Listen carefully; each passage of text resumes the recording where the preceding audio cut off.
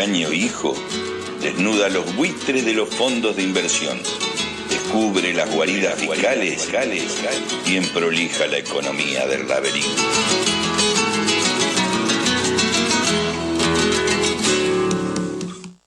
Los últimos 15 años de la economía mundial han sido particularmente turbulentos.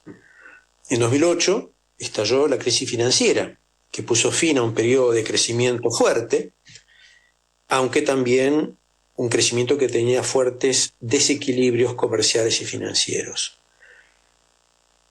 Esa fragilidad, esos desequilibrios, llevaron a la crisis por el endeudamiento, por la especulación que tenía la dinámica económica. Y esto no fue por mala praxis, simplemente por algunos especuladores que se les fue la mano en países subdesarrollados. No, esto fue en los centros financieros más adelantados del mundo. Era el sistema, el corazón del sistema, lo que entró en crisis. Y vino inmediatamente una recesión económica, porque el sector privado, que estaba sobreendeudado, redujo su consumo, redujo su inversión y por consiguiente las economías entraron en una contracción de la demanda y en recesión. Y la salida entonces de esa recesión fue por el gasto público. Los estados de estos países funcionaron como demandantes, demandaban, gastaban lo que el sector privado no gastaba. Los años siguientes fueron difíciles, sobre todo en Europa, porque los gobiernos se asustaron del propio endeudamiento y redujeron el gasto público de manera prematura. Y ahí hubo una situación crítica en varios países europeos. La crisis más seria fue en la de Grecia. En el resto del mundo, esta crisis redujo de una manera duradera el crecimiento económico. Los países exportadores de manufacturas vieron que sus mercados les compraban menos. Los países exportadores de materias primas vieron caer los precios. Asia siguió creciendo, pero a tasas menores. Y en América Latina entramos en una nueva década perdida, como la de los años 80, una década de bajo crecimiento. Esta nueva anormalidad, con una tasa de crecimiento mundial más baja, pero positiva, se vio nuevamente alterada por la pandemia. En 2020 cayeron de manera simultánea la demanda, porque mucha gente perdió ingresos, y la oferta, debido a las medidas de cuarentena y a la desorganización del mercado mundial. Nuevamente salieron los gobiernos a rescatar sus economías, a gastar más, a tomar más deuda pública, para rescatar, para sostener el consumo del sector privado. Del mismo modo, se volvieron a aplicar políticas monetarias expansivas con tasas de interés cercanas a cero en los países desarrollados. O sea, otra vez se enfrentó la crisis con una política pública de expansión de la demanda. La salida de la pandemia fue compleja, porque también presentaba problemas del lado de la oferta, que no se resolvían simplemente gastando más. Se desorganizaron las cadenas de valor. Había escasez de determinados insumos, cuyos precios aumentaron. Tuvimos también un incremento en los precios de las materias primas, que fue más importante todavía con la guerra de Ucrania, ¿no? Sobre todo hubo allá un aumento en el precio de la energía y de los alimentos. Y toda esta combinación de factores explica una aceleración de la inflación a partir del año 2021, como no se veía desde principios de los años 80. La inflación subió de 2 a 3 puntos de crecimiento de precios en los países desarrollados a 10 puntos porcentuales. En los países en desarrollo, en promedio, pasaron de 5 a 15%. Claro, nosotros lo vemos como una inflación baja, pero a nivel mundial los precios crecían 3, 4 veces más que antes. Los bancos centrales reaccionaron, endureciendo sus políticas monetarias, incrementaron de nuevo la tasa de interés, lo que no era una respuesta apropiada porque se estaba respondiendo a un problema del lado de la oferta con medidas que restringían la demanda, cuando en realidad lo que había que hacer era recomponer la oferta. La inflación efectivamente bajó a partir de fines del año 2023, pero no tanto por esta restricción monetaria, sino que porque los shocks de oferta se fueron disipando, es decir, bajaron los precios de los alimentos y de la energía. Y en el año 2024 se puede estimar que el mundo ya superó el impacto económico de la pandemia y la posterior aceleración de los precios.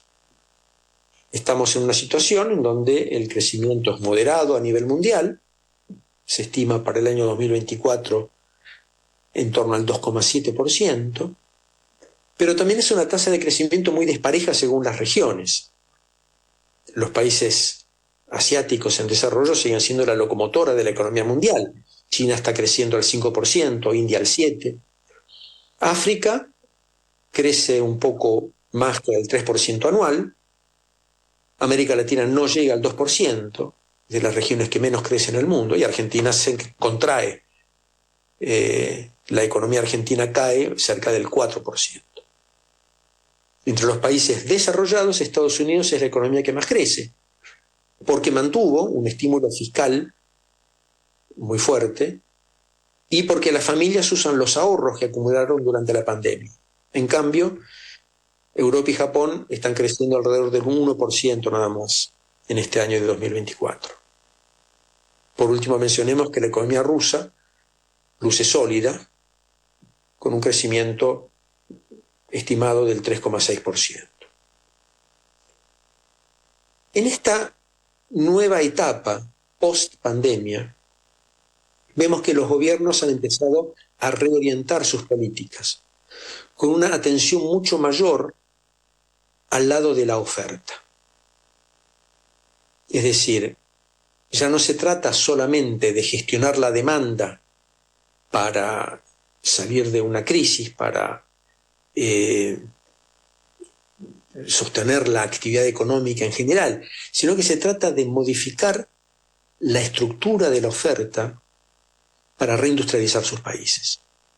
Muchos países, en particular desarrollados, observaron con preocupación la fragilidad de sus aparatos productivos durante la pandemia. Por ejemplo, el hecho de depender de China para obtener barbijos o respiradores. Luego también la vulnerabilidad de no poder acceder a alimentos que no le podían comprar a Ucrania o energía que no le querían comprar a Rusia. Y entonces ahí vemos cómo toman importancia políticas del lado de la oferta, pero también consideraciones geopolíticas. De hecho, muchos países redescubrieron la importancia de tener políticas industriales. Sobre todo en Estados Unidos y en Europa volvieron a estar de moda las políticas industriales. Los países asiáticos nunca dejaron de aplicarlas. Estas son políticas conducidas por los estados. Estados que entregan subsidios, créditos baratos, inversión en ciencia y tecnología, protección respecto de la competencia externa. La semana pasada Europa puso fuertes tarifas a los autos eléctricos chinos. En fin, son todas políticas que los países desarrollados les decían a los subdesarrollados que no había que seguir, que era mejor el libre mercado. Minga, es lo que están haciendo ahora de manera masiva.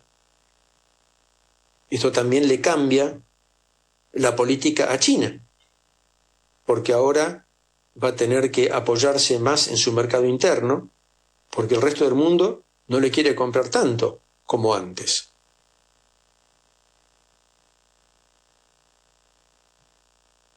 Las exportaciones chinas eran las bienvenidas cuando se trataba de manufacturas baratas de baja tecnología.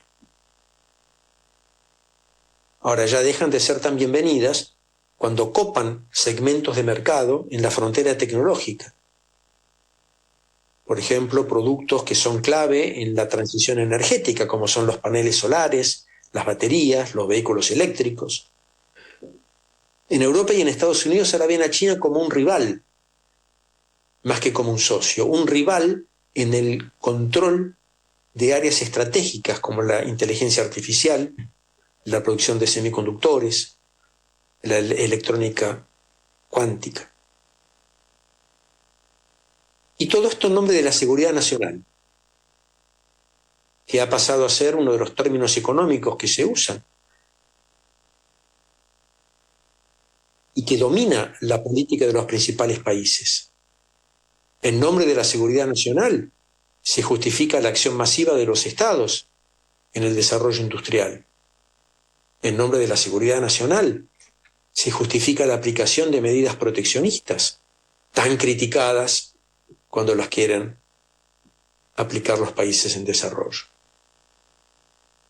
Y las enormes tensiones geopolíticas en Ucrania y ahora en el Medio Oriente vienen a agravar este panorama ya de por sí altamente conflictivo. Un eventual enfrentamiento abierto entre Irán e Israel, que desestabilizara de manera durable los mercados petroleros, que aumentaría brutalmente el riesgo financiero. Ese enfrentamiento tendría un impacto económico y político mayúsculo. Sería un nuevo shock del lado de la oferta, por el encarecimiento y tal vez la escasez de energía, que a su vez podría detener el relajamiento de las políticas monetarias que empezaron a aplicar los países desarrollados en los últimos meses, porque la inflación de nuevo pegaría un salto. Este enfrentamiento también podría influir en las elecciones de Estados Unidos.